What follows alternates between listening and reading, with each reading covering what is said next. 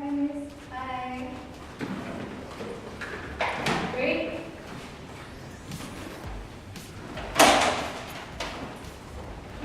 You all had lunch? Yeah. Hey class, so today I'll be mainly touching on corporate governance of the company. But before going there, we shall look into one of the biggest accounting scandal happening recently. Well, anyone wants to give a guess on which company that we'll be talking about?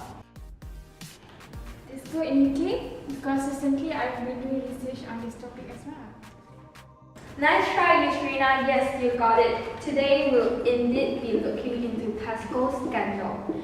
And I'm sure that Tesco is no stranger to all of us. In fact, it is one of the largest grocery retailer in UK. So what happened to Tesco was they overstated their profit by 263 million pounds after revenue recognition irregularities that was spotted in its half-year results.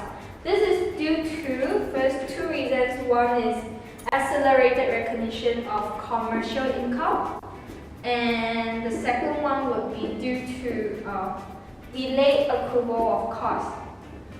So, in other words, Tesco has been paying suppliers later and taking money from them earlier than it should have.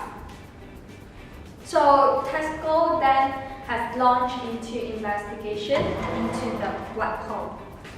So, Miss, who was responsible for the fraud? Was it the CEO, CFO, or was it the accountants? Miss, I think I know. According to BBC News, former Tesco Chief Executive Philip Clark is said to be questioned by the Serious Fraud Office (SFO) as it nears the conclusion of an investigation into a multi-million pounds accounting scandal at the retailer and the role of its auditor PwC in the profits overstatement.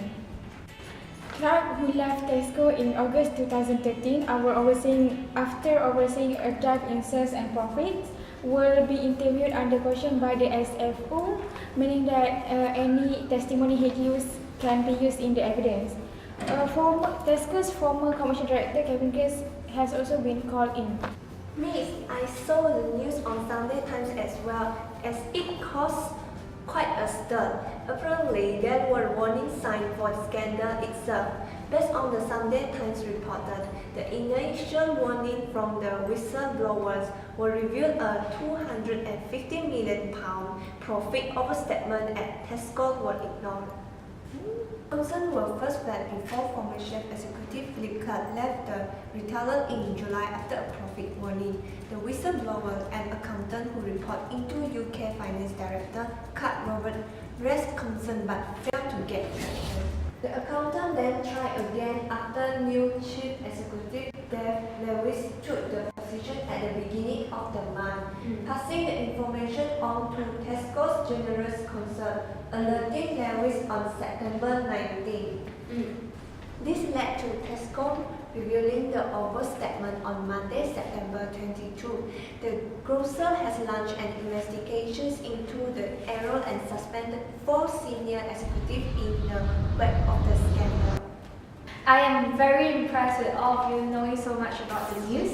Indeed, there are so many things that we can learn from the mistake. As an accountant, and some of you here will be accountants in the future, you must remember that integrity and independence is paramount to the company. It was a very good thing that the accountant in Tesco found out on early stage about the fraud. If not, I can imagine the profit overstatement goes up to billion, and if not, may have been more serious than the historical Enron scandal. But anyhow, there are a few accounting theories that we can look into that is related to the case study. I've put it together on a video and I hope that helps you in the understanding. Tesco's dominant position in the UK grocery sector come under threat from its rivals with more than £10 billion wiped off its market value in 2014, and there was profit drop. Instead of fixing the growing problems, Tesco pushed up its numbers to make things appear healthier than they actually were. The issue is related to corporate governance. Here is why. Number 1. Supermarkets have complex relationships with their suppliers, and this adds a degree of profit subjectivity to profits. branded suppliers offer discounts that are often linked to sales targets or promotional activity. Tesco has accounted the discounts they receive in a way contravened to its own accounting policies. Secondly, their auditor, PricewaterhouseCoopers, has noted the risk of manipulation inherent in the estimates of commercial income, a big determinant of profit. Tesco's audit committee persuaded the auditor that nothing was wrong. This resulted in PricewaterhouseCoopers signing off the accounts. The integrity of Tesco's accounts ultimately depended on the skill of its non-executive directors. Yet, until the scandal broke, none of them had any relevant retail expertise. Hence, the Tesco scandal mainly contributed by the information asymmetry between the management and outsiders. Under positive accounting theory, there are incentives to disclose most news, good or bad, to the market.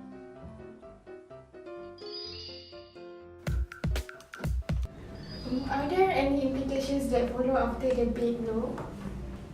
I think there are a few significant consequences that the company has to suffer after the fraud. I have Googled up and I found out that the grocery co-op adjudicator, Christine Taken, said the supermarket seriously breached the industry grocery supply code of practice to protect grocery suppliers.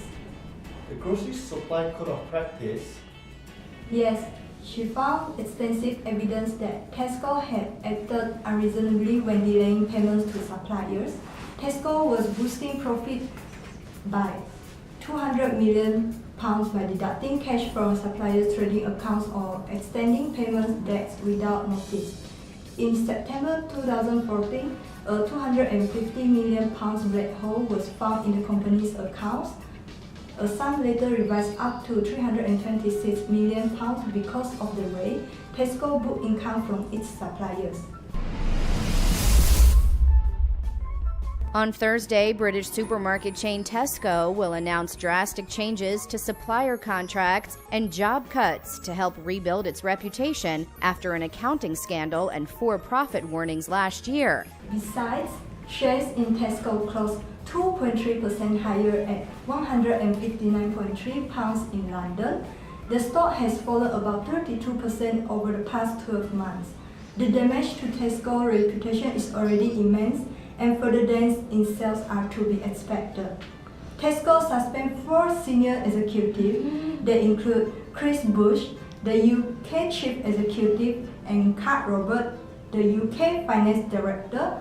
Robin Taylor, who runs the company's online empire, has been put in charge of the UK business. Tesco long-standing auditor PwC is also likely to come under the microscope from the FRC. Great research on the consequences. Now I would like to hear from Eugene, Aini, and Yusrina. Share to me what you have learned so far from Tesco scandal. Well, I've learned that public perception matters. Ironically, public perception was most likely the reason why there was an alleged manipulation in its accounting book to begin with. As a retail giant of its caliber, it had more to lose than just market share and profits. It was also at risk of a tarnished reputation. Analysts have pointed out the public's reactions to Tesco's share price seem harsh, considering that it was still profitable even after the admitted misreporting. Despite this, public's confidence has also been shaken. So it will take a lot of work to regain the trust and esteem Tesco built through the years. That's right. Great point. Excellent, Yusrina. That's a very good thought that can be pondered through. How about you, Arnie? What have you learned? For me, I think corporation must establish proper tone at the top. Executive in a company must not only set a good leadership standard, but also ensure that a well-built corporate governance culture is in place. Analysts have pointed out that Tesco's current accounting woes are a result of shaky internal system and a loose financial reporting process that may have allowed the bookkeeper to get too creative in reporting the numbers. Well, I have learned that outsourcing accounting services will mitigate conflict of interest. Hiring an unbiased third party to do bookkeeping for a corporation will help prevent another Tesco crisis from happening. With outsourced bookkeepers, there is no pressure from the top to make things look better, since their livelihood is not dependent on getting on the executive's good side. Third-party accountants are more likely to post impartial reports and adhere closely to acceptable accounting practices.